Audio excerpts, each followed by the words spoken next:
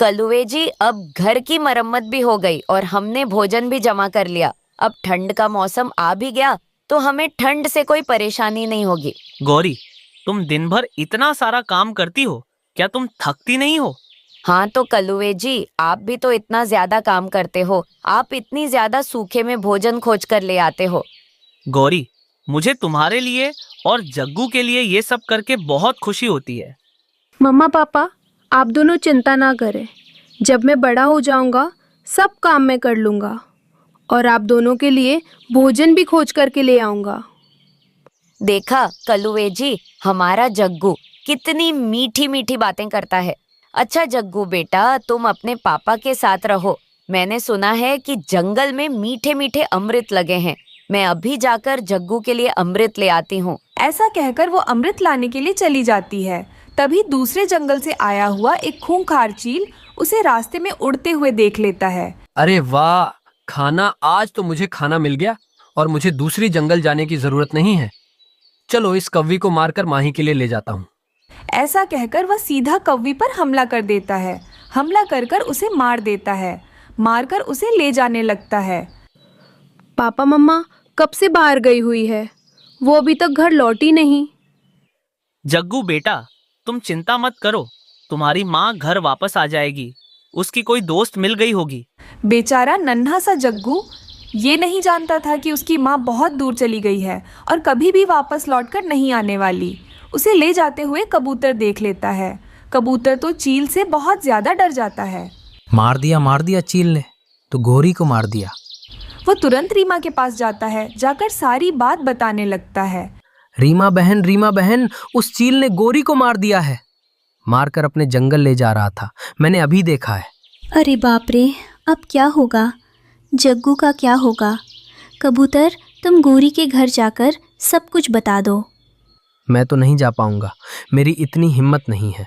फिर रीमा जल्दी से कलुए के घर चली जाती है। मगर रीमा बहन, ऐसे कैसे हो सकता है? अभी अभी तो गौरी मीठे अमृत लाने के लिए गई थी।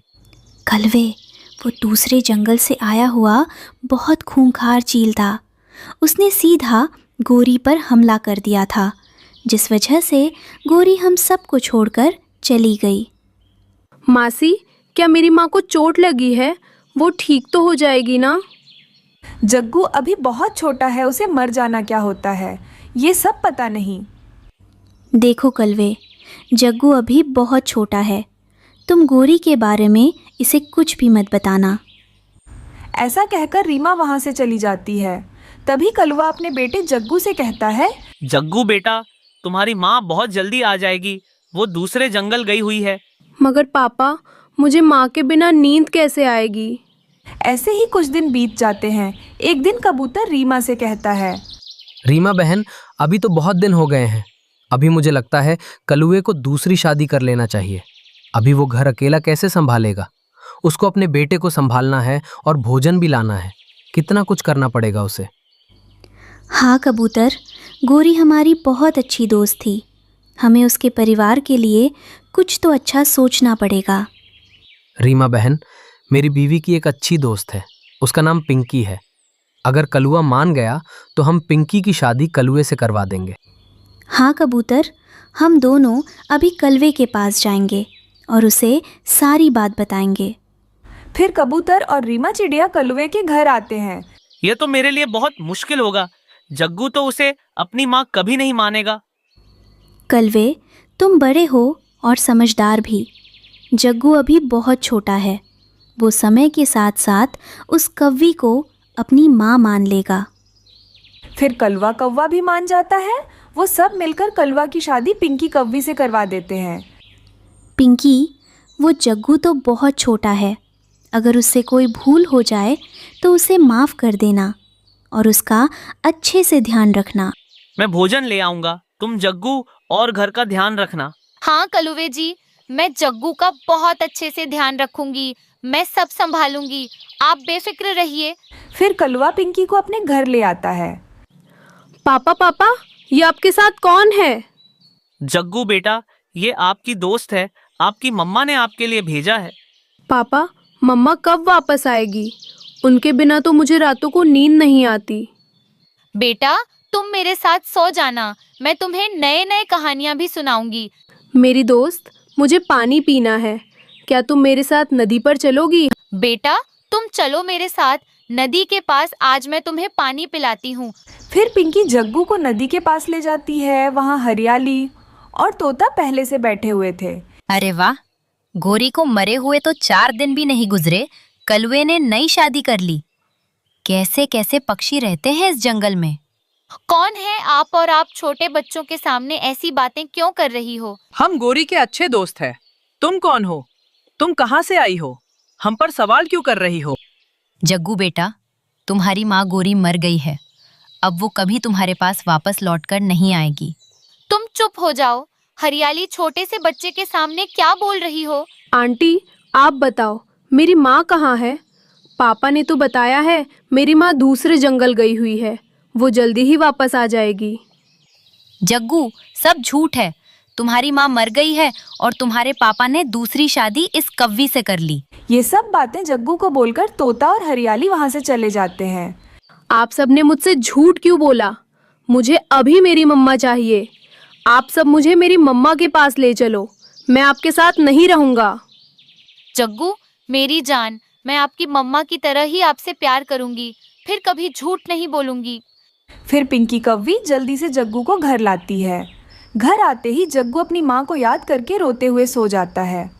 आधी रात को जग्गू के सपने में उसकी माँ गोरी कव्वी आती है। जग्गू बेटा, तुम्हारी नई मम्मा बहुत ही अच्छी है। मैंने ही उन्हें भेजा है। तुम उनसे प्यार से रहो और हर बात मानो। मैं कभी वापस लौट कर नहीं आ पाऊंगी। मैं बहुत दूर चली गई हूँ। माँ, माँ, आप कहाँ हो? आप जो बोलोगी मैं वही करूँगा। फिर जग्गू जल्दी से अपनी नई माँ के गले लग जाता है। पापा, मम्मा, आप दोनों मुझे माफ़ कर दो। आज के बाद से मैं आप दोनों की बात मानूंगा। माँ, आज के बाद से आप ही मेरी माँ हो। उस दिन के बाद से वो परिवार फिर से खुशी खुशी से रहने लगता है।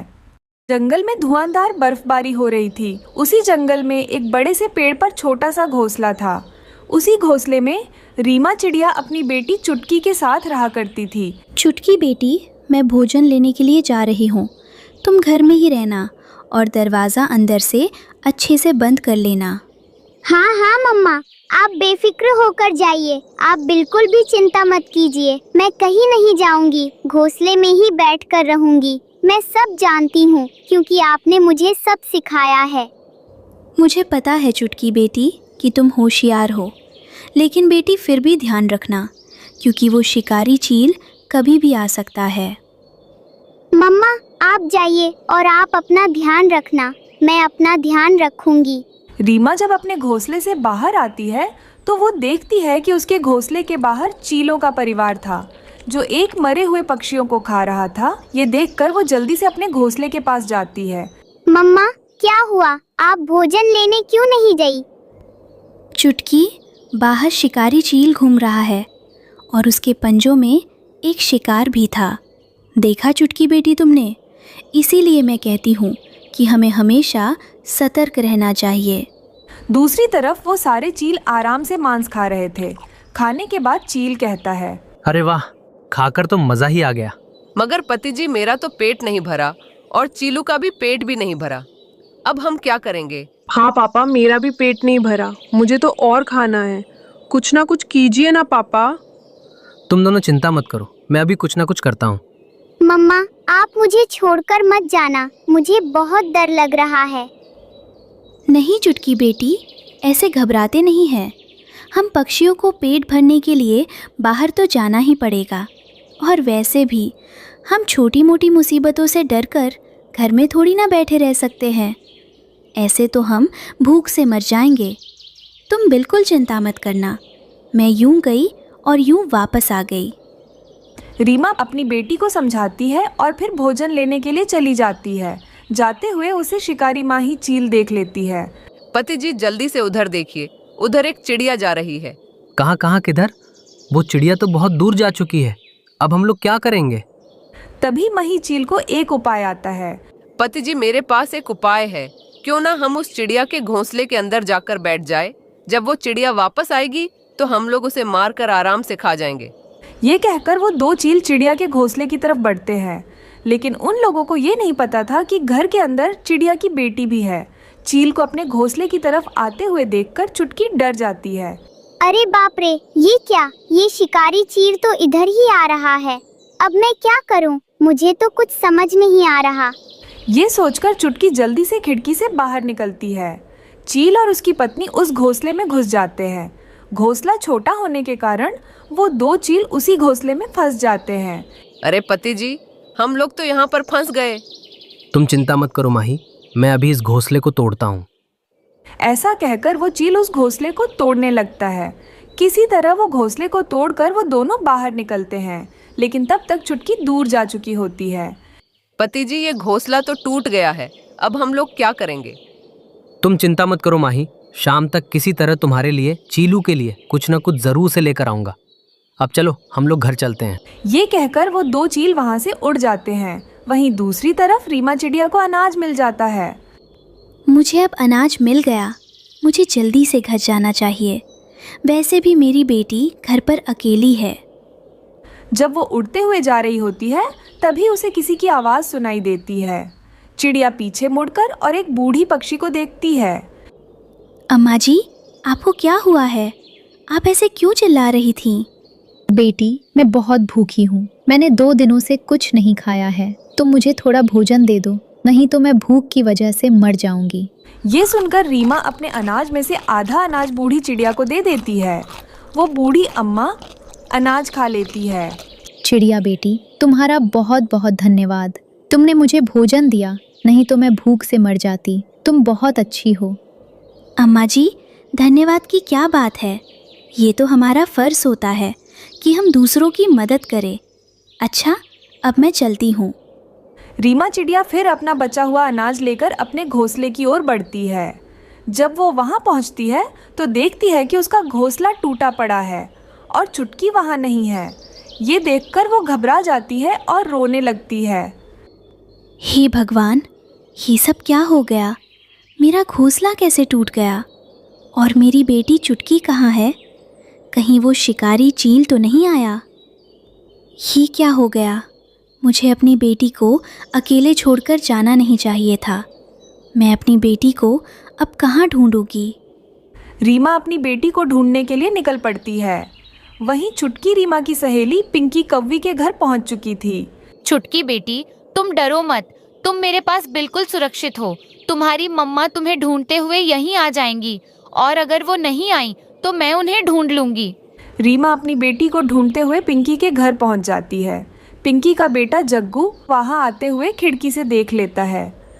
मम्मा, मम्मा वो देखो, सामने वो रीमा मासी लग रही है। मुझे लगता है वो चुटकी को ही ढूंढ रही है। पिंकी, अच्छा हुआ कि तुम मुझे यहीं मिल गई। पिंकी, मैं बहुत बड़ी परेशानी में आ गई हूँ। रीमा, तुम बहुत परेशान लग रही हो। क्या तुम चुटकी को ढूंढ रही हो? चिंता मत करो, चुटकी मेरे घर पर ही है।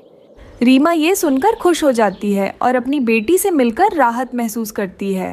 मम्मा, अच्छा हुआ कि आप यहाँ आ गई मम्मा। मुझे तो बहुत डर लग रहा था। चुटकी, तुम डरो नहीं, अब मैं आ गई हूँ ना। अच्छा ये बताओ, हमारा घर किसने तोड़ा था? फिर चुटकी अपनी मम्मा को सारी बात बता देती है कि वहाँ चील आ गया था। तब वो किसी तरह अपनी जान बचाकर एक पेड़ पर बैठ गई। तब पिंकी ने उसे देख लिया तो वो उसे अपने घर ले आई। ये सब पिंकी की वजह से हुआ है।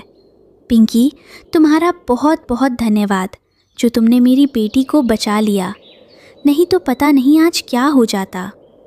रीमा, तुम ये सब बातें भूल जाओ और ये सब मत बोलो। ठीक है पिंकी दोस्त, अब मैं चलती हूँ। बर्फ़बारी कभी भी और ज़्यादा बढ़ सकती है।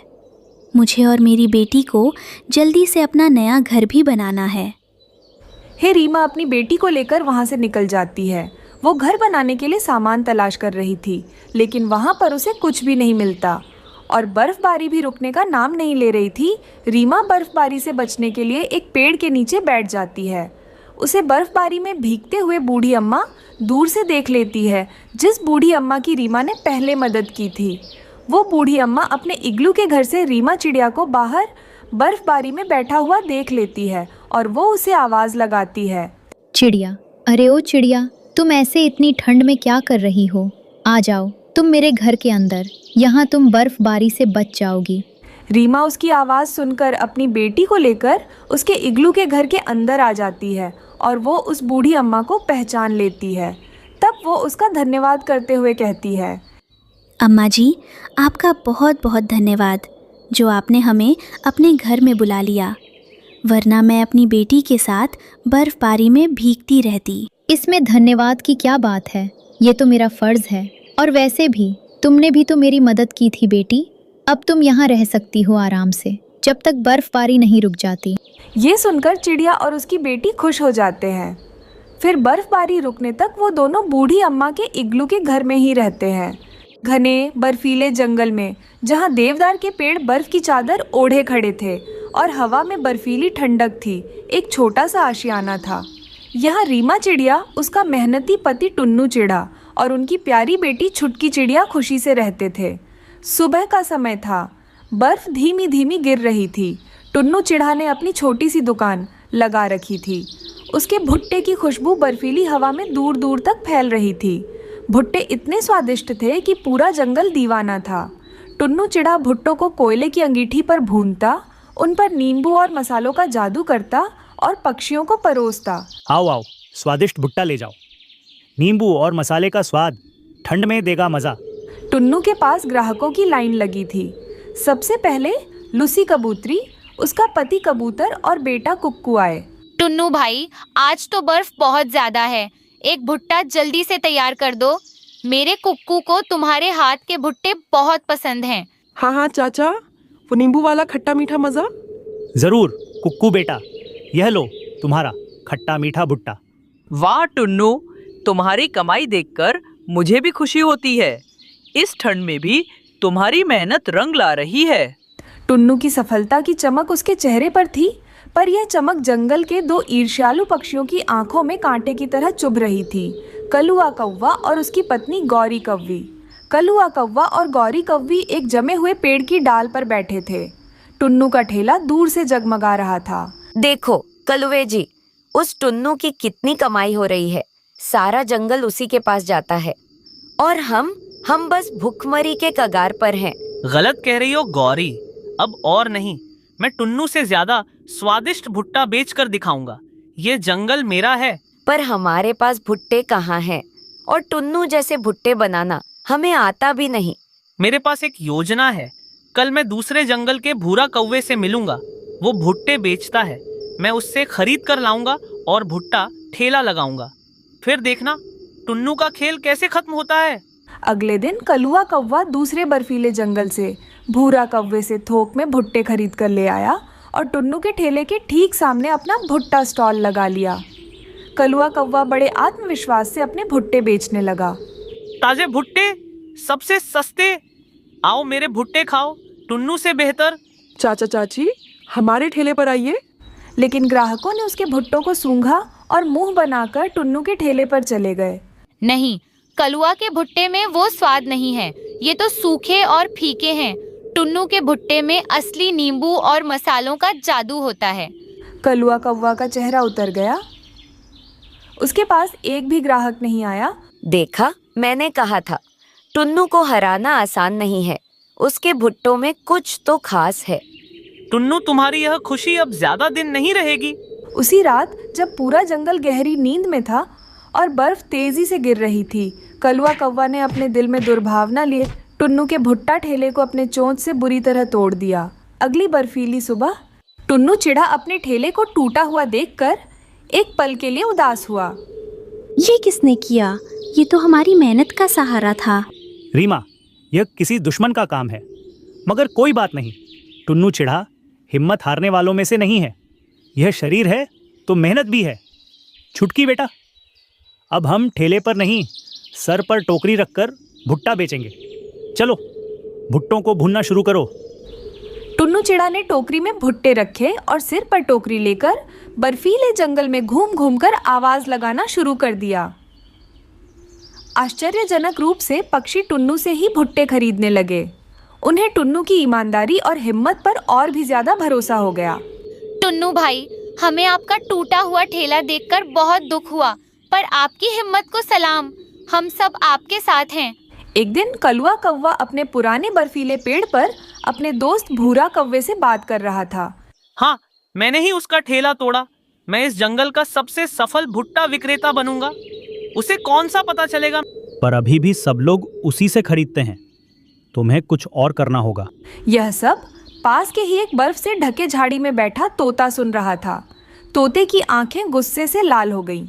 ये तो बहुत बुरा किया। टुन्नू इतना भला है और ये दुष्ट उसे नुकसान पहुंचा रहा है। मुझे तुरंत टुन्नू को बताना होगा। तेजी से बर्फ में उड़ते हुए तोता टुन्नू चिड़ा के पास पहुंचा। टुन्नू, एक भयानक बात सुनो। तुम्हारा ठेला कलुआ कौवा ने तोड़ा है। मैंने अभी अभी उसे भूरा कौवे से बात करते सुना है। वो ये सब इसलिए कर रहा है क्योंकि वो तुमसे जलता है। कलुआ, मैं जानता था कोई तो है। तोते ने यह खबर जंगल के सभी पक्षियों को सुना दी। लूसी कबूतरी, कबूतर, कुक्कू और सभी पक्षी ये कलुआ की इस नीच हरकत से बहुत नाराज हुए। अगले दिन जब कलुआ कौवा बड़े आराम से अपना खाली पड़ा ठेला लगा रहा था तो सारे पक्षी एक साथ उसके पास आए। कलुआ, तुमने टुन्नू का ठेला क्यों तोड़ा? तुमने एक मेहनती पक्षी को धोखा दिया। मैंने कुछ नहीं किया। तुम सब झूठ बोल रहे हो। झूठ नहीं, तोते ने सब सुन लिया है। हम सब जानते हैं कि तुम टुन्नू की कामयाबी से जलते हो। तुमने सिर्फ टुन्नू का नुकसान नहीं किया कलवे, तुमने दोस्ती, मेहनत और ईमानदारी का अपमान किया है। सारे पक्षी मिलकर उसके ठेले को तोड़ देते हैं। पापा, ये सब हमें सबक सिखा रहे हैं। हमें माफी मांगनी चाहिए। मुझे माफ कर दो टुन्नू। मेरी ईर्ष्या ने मुझे अंधा कर दिया था। मैं अपनी गलती मानता हूँ। कलुए, मुझे पैसों का नुकसान नहीं, तुम्हारी नीयत का दुख हुआ। मेहनत और ईमानदारी से कमाओगे तो सब कुछ मिलेगा। कलुआ कौवा को अपनी गलती का एहसास हुआ। उसने वादा किया कि वह अब से ईमानदारी से काम करेगा और इस बर्फीले जंगल में टुन्नू चिड़ा और उसके परिवार ने एक बार फिर साबित कर दिया कि सच्चाई और हिम्मत हमेशा ईर्ष्या और धोखे से ज़्यादा मजबूत होती है। बर्फीली हवा में एक बार फिर टुन्नू के स्वादिष्ट भुट्टों की खुशबू फैल गई और जंगल में सब कुछ पहले जैसा खुशहाल हो गया। रीमा चिड़िया खिलौने बनाने के फैक्ट्री में काम करती थी। वो उन दिनों बीमार रहने लगी थी। चिड़िया बहन, तुम्हें घर में बैठकर आराम करना चाहिए। तुम बहुत बीमार हो। तुम ऐसे ही कब तक फैक्ट्री में आकर काम करते रहोगी? हरियाली बहन, अगर मेरे बेटे कुकू को कुछ काम मिल जाएगा तो फिर मैं घर में बैठकर आराम ही आराम करूंगी। फिर उस दिन चिड़िया फैक्ट्री में काम खत्म करके अपने घर आती है। क्या बात है कुकू बेटा, क्या आपको कुछ काम मिला? नहीं माँ, मैं हर दिन जंगल के पक्षियों के पास जाकर काम मांग रहा हूँ, लेकिन कोई भी पक्षी मुझे काम देने से मना कर रहा है। कुकू बेटा, तुम एक काम करो, तुम मेरे दोस्त कबूतर के पास जाओ। वो दूसरे जंगल में रहता है और वह बच्चों की चीज़ें बनाता है, जैसे कि कॉटन कैंडी। तुम कबूतर चाचा के पास जाकर कॉटन कैंडी कैसे बनाते हैं वो सब सीख कर आना। हाँ माँ, मैं कल ही चाचा कबूतर के पास जाऊंगा। फिर दूसरे दिन कुकू अपना ज़रूर का सामान लेकर चाचा कबूतर के पास चला जाता है। फिर कबूतर कुक्कू को रंग बिरंगे चीनी बनाना सिखाता है। देखो कुकू बेटा, हमें इस रंग बिरंगे चीनी को अच्छे से पकाना है, फिर धूप में सुखाकर इससे कॉटन कैंडी बनाना है। फिर कबूतर कुकू कॉटन कैंडी मशीन के पास ले जाता है और उसे कॉटन कैंडी बनाना सिखाने लगता है। कुकू बेटा, सूखा हुआ लाल चीनी इस मशीन में डालना है, फिर हमें एक लकड़ी के मदद से कॉटन कैंडी इकट्ठी करनी है। फिर कुकू वो सब सीखने के बाद कबूतर चाचा के साथ जाकर उसे बेचना भी सीख लेता है। ऐसे ही कुछ दिन बीत जाते हैं। वो वापस अपने घर आ जाता है। रीमा चिड़िया अपने बेटे को देखकर बहुत खुश हो जाती है। कुकू बेटा, मैं तुम्हारा लौटने का ही इंतज़ार कर रही थी। माँ, मैंने कबूतर चाचा से सब कुछ सीख लिया है, कैसे कॉटन कैंडी बनाते हैं और कैसे बेचते हैं। फिर देर किस बात की? कुकू बेटा, तुम कल से ही कॉटन कैंडी बनाकर हमारे जंगल में बेचना शुरू कर दो। हाँ माँ, मैं कल से ही ये काम करना शुरू कर दूंगा। फिर कुकू गुलाबी रंग वाला चीनी बनाता है। फिर जैसे कबूतर चाचा ने बोला था उस चीनी को कॉटन कैंडी के मशीन में डालकर कॉटन कैंडी बना लेता है। ऐसे ही कुछ ही देर में कुकू बहुत सारे कॉटन कैंडी बना लेता है। फिर उन कॉटन कैंडी को लकड़ी पर टांगकर जंगल के पक्षियों को बेचने लगता है। बच्चे हो या बूढ़े, हर कोई कुकू से कॉटन कैंडी खरीद कर खाने लगता है। फिर उसने उसे दिन जितने भी पैसे कमाए थे सारे पैसे अपनी माँ को दे देता है। फिर रोज़ जंगल के पक्षियों को कॉटन कैंडी बेच रहा था और कुक्कू पैसे अच्छे से कमा रहा था। ऐसे ही एक दिन रीमा बहुत ज़्यादा बीमार पड़ जाती है। मम्मा, आपको क्या हुआ है माँ? उठिए माँ। कुकू जल्दी से जाकर बुलबुल डॉक्टर को अपने साथ ले आता है। कुकू बेटा, तुम्हारी माँ को फालिज का अटैक हुआ है। अब तुम्हारी माँ का आधा शरीर काम करना बंद हो चुका है। क्या? ये सब कैसे हो गया? डॉक्टर साहिबा, क्या मेरी माँ ठीक हो सकती है? हाँ कुकू, तुम्हारी माँ ठीक हो सकती है, लेकिन इसके लिए पैसे लगेंगे। जितने पैसे लगते हैं चलेगा। आप मेरी माँ का अच्छे से इलाज कीजिए। दूसरे दिन ही कुकू अपनी माँ को अस्पताल में भर्ती करवा देता है। अपनी माँ का इलाज के लिए कुकू अपने घर को कल्लुआ कौवे को बेच देता है। फिर कुकू कॉटन कैंडी बेचते हुए एक जगह बैठकर रोने लगता है। लगता है जब मेरी माँ ठीक होकर अस्पताल से वापस आएगी तो वो कहाँ रहेगी? उनके लिए तो उनका घर ही सब कुछ था। उसका रोना देखकर वहाँ से गुजरती हुई लाल परी उसके पास आती है। क्या हुआ बच्चे, क्या बात है? तुम यहाँ बैठकर क्यों रो रहे हो? फिर कुकू लाल परी को सारी बात बताने लगता है। अच्छा, फिर मैं तुम्हारी किस तरह मदद कर सकती हूँ? लाल परी, मैं मेहनत मजदूरी करके अपनी माँ को पालूंगा, लेकिन मेरी माँ को सुरक्षित रखने के लिए मुझे एक घर चाहिए। अच्छा, बस इतनी सी बात, मैं अभी तुम्हारे लिए एक सुंदर सा घर बना कर देती हूँ।